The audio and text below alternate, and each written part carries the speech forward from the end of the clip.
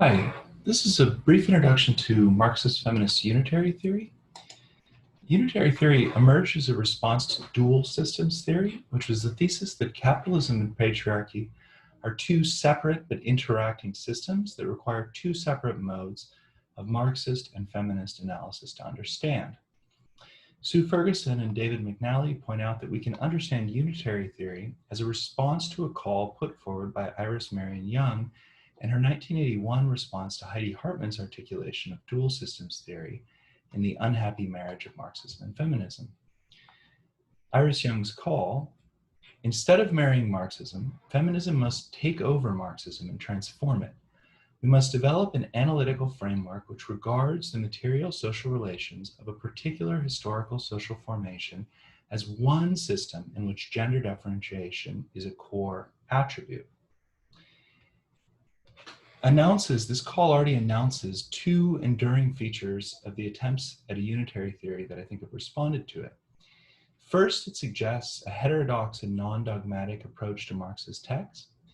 Unitary theorists have taken Marxism as an open doctrine to be modified and expanded, rather than as a finished system of, say, primarily economic theses. Secondly, unitary theories have typically sought to identify moments within the systematic reproduction of capitalism in which gender differentiation plays a key role. Lise Vogel's 1983 Marxism and the Oppression of Women bore the subtitle Towards a Unitary Theory. And this is a place where the name is coined.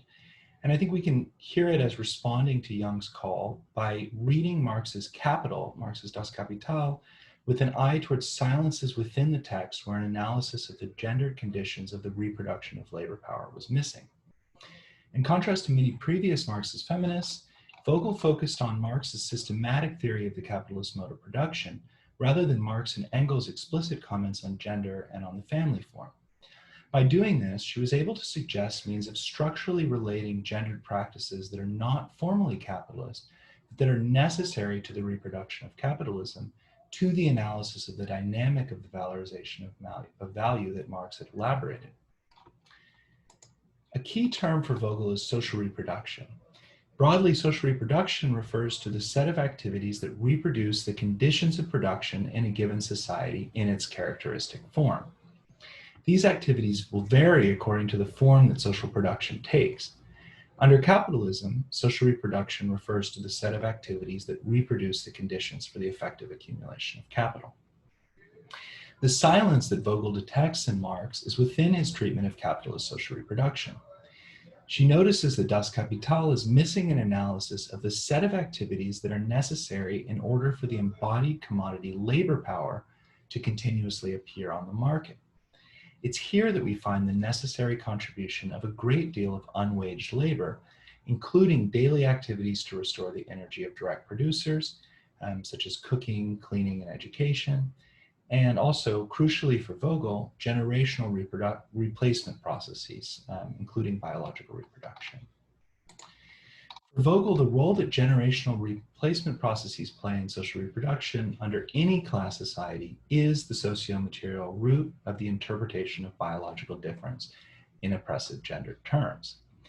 Under capitalism, the oppression of women takes the historically specific form of a structural separation between social reproduction and other forms of social production, resulting in both the expropriation of unwaged labor within the household and other units of reproduction, and the phenomena we associate with feminization in wage units of social reproduction. Think, for example, of downward wage pressure in caring professions.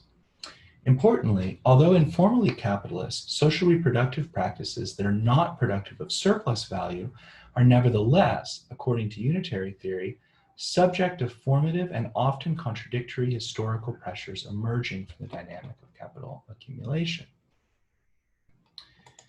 Contemporary unitary theory, influenced by insights from the Black radical tradition, disability studies, queer theory, and intersectionality, has retained Vogel's focus on the structural links between formally and informally capitalist practices in order to identify the sites of not only gender distinction, but also racialization, the social production of disability, sexuality, and other social relations within the broader set of relations of the reproduction of capitalism.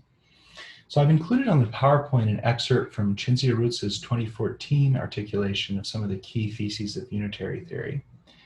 Note that here, Rutz stresses that for unitary theory, there are no autonomous systems of patriarchy, by extension white supremacy, and other such systems, but instead, relations of social oppression are systematically reproduced as consequences of the reproduction of capital.